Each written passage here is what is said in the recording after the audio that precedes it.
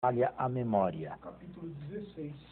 O capítulo 16, e na semana passada nós estávamos falando a respeito de um contencioso entre nós, católicos, e os protestantes, que é o famoso primado petrino. E a sucessão petrina por parte do bispo de Roma. Eu não sei, Ailton, se ficou claro, Regina, não sei se ficou claro para o telespectador ou se quer fazer alguma pergunta, algum esclarecimento mais. Olha, padre, na última sexta-feira o senhor explicou muito bem. Eu acho que não ficou a menor dúvida aí. Eu acho que foi muito claro. O senhor disse muito bem. Podemos Eu acho seguir? que podemos dar continuidade, sim. Podemos? A não ser que o senhor queira repassar, porque agora nós vamos Não, ver repassar não, porque isso aqui é muito complexo, eu teria que repetir tudo. Isso. E quase que vai um programa, né? Acredito que isso foi claro. Foi claro? Foi claro. Tá certo. Então, o telespectador sabe o que pensa a Igreja Católica a respeito do sucessor de Pedro, que é o bispo de Roma e que muito mais tarde recebeu o nome de Papa. Claro que Papa não existe aqui. E se alguém perguntasse para São Pedro se ele era Papa, Pedro nunca ouviu falar nesse nome. E nem os imediatos sucessores dele. Não sei quando esse nome Papa entrou no vocabulário do sucessor de Pedro, mas bem tardiamente. Né? E os outros títulos também, Santo Padre, Sumo Pontífice, esses títulos todos são bem mais tardios. Certo? Certíssimo. Bom, então acho que podemos ir para... Ah, sim, eu queria ainda falar uma coisinha aqui a respeito disso aí, sobre as chaves. Eu não falei nada? Não, isso não. Então, as famosas chaves de Pedro. Sabe o telespectador até que o brasão do Papa possui duas chaves, não é? Tem a mitra, antigamente era a tiara, agora é a mitra e duas chaves. Eu te darei, diz Jesus em Mateus, as chaves do reino dos céus. Tudo que desligares na terra será desligado no céu, e tudo que ligares na terra será ligado no céu. Bem, esta aqui é uma linguagem jurídica e significa amplos poderes. Agora, atenção. Tem gente que pensa, católico, que pensa que o Papa pode tudo. Não, o Papa não pode tudo. Não é nesse sentido que as chaves do reino dos céus... É capaz de dar um exemplo de uma coisa que o Papa não pode fazer? Dar uma própria veste dele para alguém, por exemplo. Não, mais pertinente o exemplo. Por exemplo, o Papa pode mudar a água do batismo em outra substância? Não. Não. O Papa pode mudar, com autoridade papal, o vinho da Eucaristia em outra bebida? Também não. Não. Em refrigerante, por exemplo, em Coca-Cola? Não pode. Pode mudar o pão em outro alimento? Não. E numa sociedade onde não se bebe vinho? Esse é um problema que se põe. Por exemplo, na sociedade árabe, ou de cultura muçulmana, não se bebe vinho. Bom, os muçulmanos são proibidos, né? Pelo Corão lá de beber bebida alcoólica. Mas até mesmo quem não é muçulmano, mas tem cultura árabe, normalmente não bebe bebida alcoólica. Hindus, essa gente prefere chá. Poderia, para a inculturação, o Papa permitir que naquela cultura um católico de cultura árabe consagrasse chá em vez de vinho? É uma questão... Não pode. Não pode? Não pode, de jeito nenhum. E por que não pode? Porque nós estamos ligados ao Cristo terrestre, ao Cristo histórico. E a Igreja não se sente autorizada de forma nenhuma a mudar aquilo que Jesus... Vejam, aqui está a beleza e a seriedade da encarnação. Jesus se encarnou num povo, numa época, numa cultura, e aquilo, de certa maneira, vem a nós. O Verbo não paira sobre todas as culturas. Ele se encarnou no judaísmo. E só no judaísmo, não é? Então, o Papa não pode mudar tudo o que ele quer e transformar tudo. O Papa pode mudar a liturgia completa? Claro que não. As liturgias foram sendo formadas a partir das igrejas patriarcais, que são de origem apostólica. Roma, Alexandria, Jerusalém. As nossas liturgias. O Papa não tem o direito de mudar tudo, como ele bem entende. Muita gente pensa que pode. Não. Ele tem obrigação de manter a tradição. Manter a tradição apostólica. Aquilo que é de tradição apostólica, ele não pode. A última vez que João Paulo II teve que se pronunciar sobre isto aqui foi a respeito do famoso, e você se lembra, deu uma celeuma terrível dentro da Igreja Católica e em meios teológicos, se as mulheres podem se ordenar ou não. Veja, João Paulo disse: a igreja não se sente autorizada por seu fundador. Nunca houve isto em 2000 anos, Jesus não escolheu e a igreja não tem o direito de mudar. Certo? Então, isto tudo para explicar o que é o poder das chaves. Faço um parênteses. No poder das chaves está incluído também a remissão de todos os pecados. Não existe nenhum pecado, por pior que seja, que a igreja não se sinta autorizada a perdoar por causa do poder das chaves que lhe foi dado. Certo? Agora, existem pecados que são reservados, como você sabe. Alguns pecados, por causa da gravidade, são reservados ao bispo e outros são reservados à Santa Sé, ao Papa, não é? Por exemplo, se alguém profanar positivamente a Eucaristia, além do pecado, há uma excomunhão reservada à Santa Sé e lá tem sentença. Quer dizer, eu não posso absolver esse pecado, com uma exceção, na hora da morte. Na hora da morte, se a pessoa estiver morrendo, não há nenhuma reserva para o poder das chaves no que diz respeito ao perdão. Agora, também não posso, nem na hora da morte, por causa do poder das chaves que não me foi dado, nesse caso, não posso levantar nenhuma, como diria agora, me foge a palavra, nenhuma...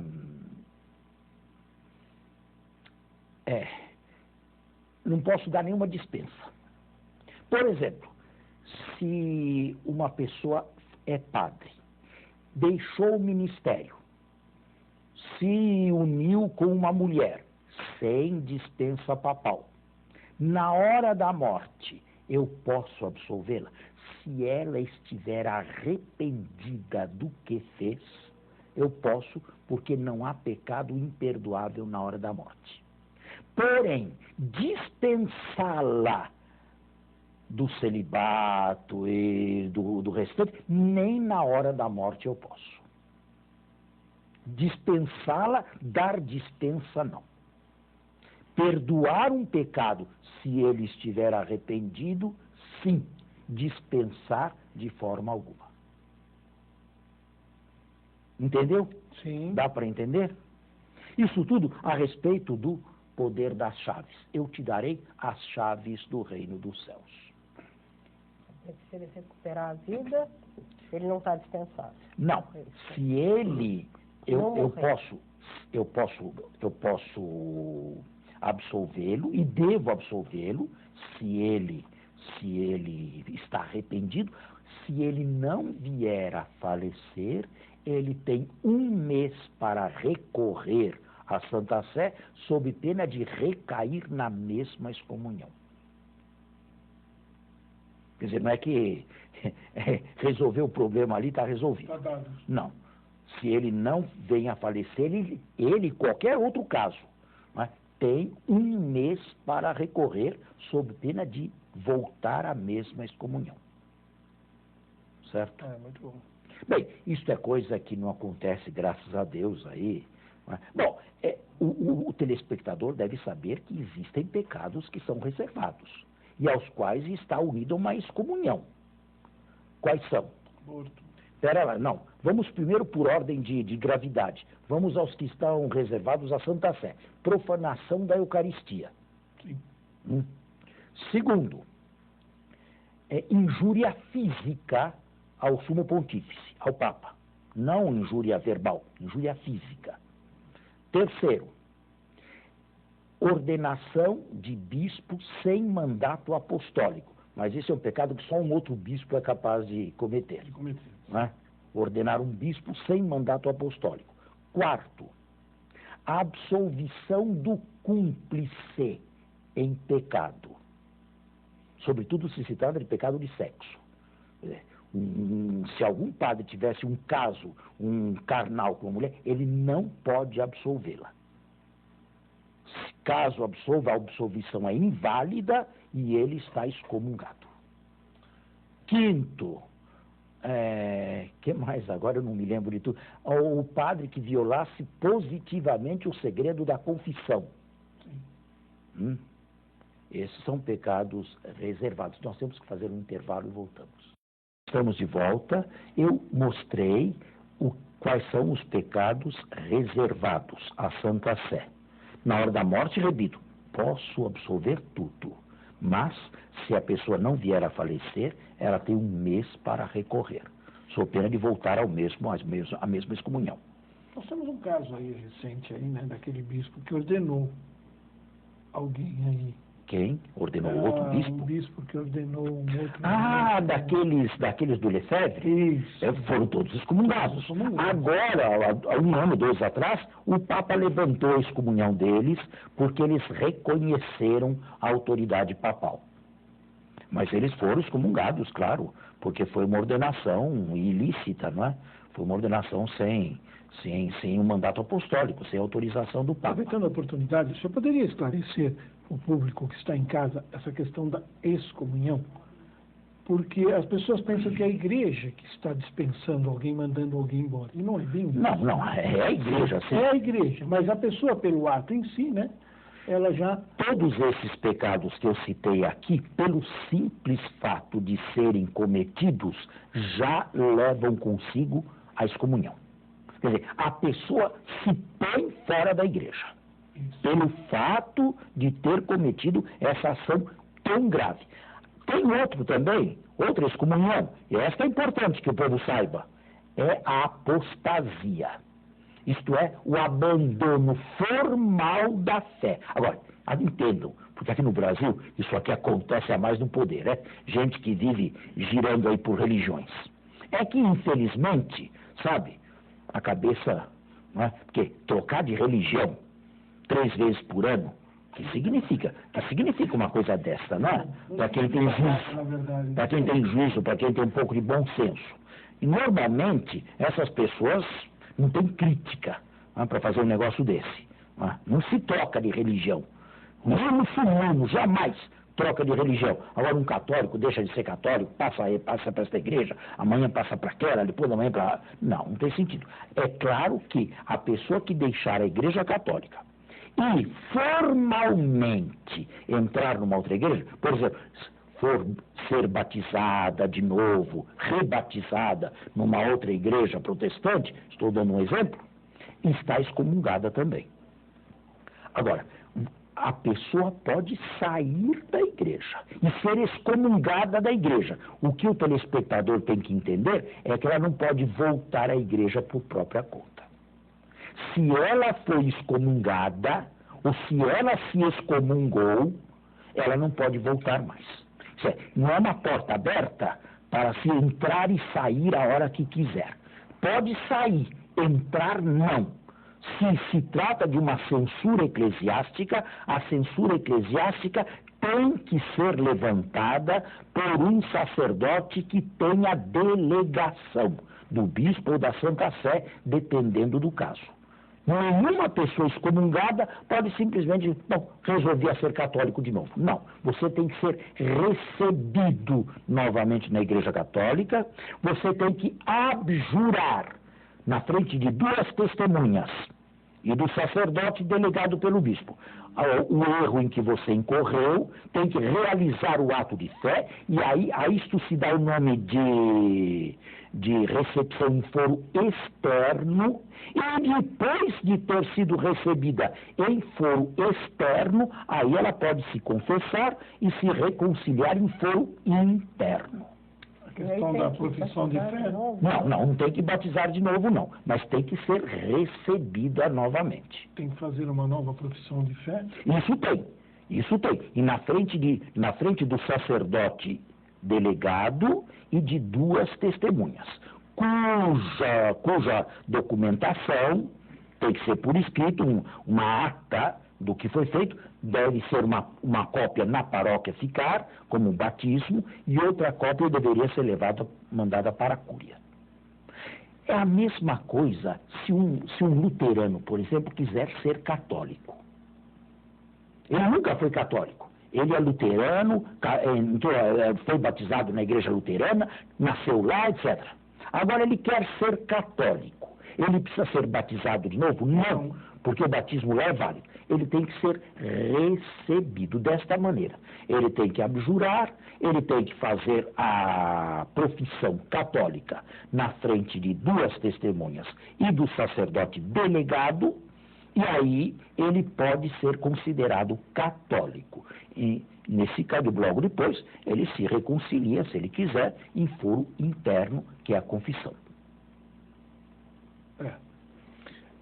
Sair é mais simples um pouco. Né?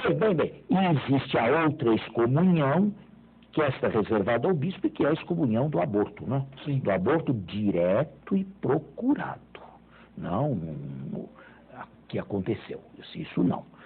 Se aconteceu um incidente, a mulher não queria acontecer, isso claro que não é pecado. Mas se ele foi direto e procurado, não só a mulher, mas todos aqueles que a ciência e consciência, né, ajeitaram. Por exemplo, o amante que manda, que obriga, o pai. E muitas vezes a própria mulher, pelo estado psicológico em que se encontra, nem é excomungada, porque não tem muita liberdade. Mas os mandantes têm mais. Concorrem bem com culpa. Exatamente. Esta aqui não é reservada à Santa Sé, mas é reservada ao ordinário, ao bispo, né? Ao ordinário local. Mas tem delegação de padres, né? Normalmente, os bispos dão aos párocos e, às vezes, aos próprios sacerdotes. É claro que uma pessoa que tem isso aí não precisa ir lá com o cardeal de São Paulo para se confessar. Normalmente, o bispo dá aos padres, mas dá não de maneira assim geral. Eu conheço, por exemplo, um bispo que disse o seguinte, a norma que ele dá, a primeira vez que isso acontecer, os padres da minha diocese têm delegação para absolver. Se recair a segunda vez, aí é comigo. Entende? Tem essas restrições aí, né? Para não tornar uma coisa assim muito... Nem dificultar e nem também ficar exatamente, né? Exatamente. Bom, isto com relação a poder das chaves. Acho que agora falei tudo. Não é?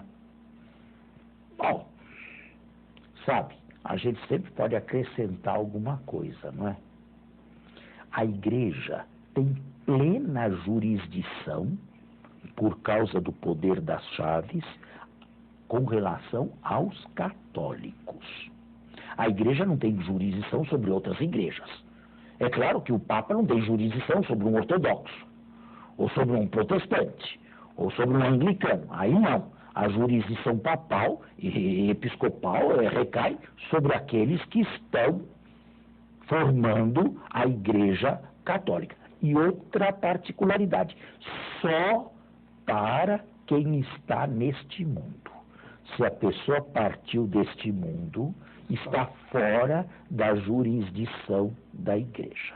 Aí está entregue ao juízo e à misericórdia de Deus. E o que faz a igreja com os fiéis defuntos?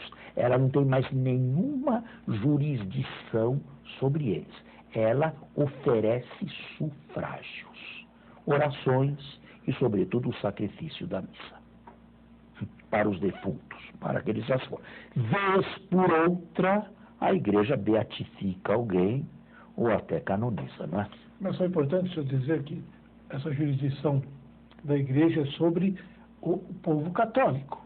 Só os católicos. Só os católicos. As pessoas às vezes ficam entrando em discussões intermináveis com gente que não é católico, que não leva absolutamente a lugar nenhum. Não, né? não. É para católicos. Evidente. Olha, eu vou dar um exemplo. Escute. O nosso modo concreto de nós católicos recebermos o perdão de Deus depois de um pecado cometido, qual é? A confissão. É a confissão. Agora, isto vale para nós católicos. Eu posso obrigar um protestante a se confessar? Não, de jeito nenhum. Então significa que ele não recebe o perdão na igreja dele? Também não. Também não. Eu posso obrigar um ortodoxo a se confessar comigo? Não. Não é? Cada um se confessa de acordo com a sua fé, cada um se é perdoado de acordo com a sua fé. Agora, aqui acontece um fato interessante. Eu estive agora com um grupo aí de peregrinos da Terra Santa e estava conversando com um franciscano. Os franciscanos têm a custódia da Terra Santa. Lá também tem muita confusão do povo com católicos e ortodoxos. O povo, sabe, muita gente é simples e ignorante também, vai, comunga na igreja ortodoxa, depois comunga na igreja católica, confessa-se com um padre ortodoxo, depois se confessa com um padre católico. E eu perguntei, mas e aí, como é que fica isto? Ele disse, bom, aqui na Terra Santa, o patriarcado deixou. Deixou que um católico se confesse com um ortodoxo e vice-versa. Aqui na Terra Santa. Eu não sabia disso. Bom, o nosso programa hoje está encerrado, mas acredito que tenha sido um programa... foi muito bom. Acho que encerrou toda essa questão de Pedro, né? E voltamos com o Mateus aqui na próxima semana. Muito obrigado. Final de semana agradável.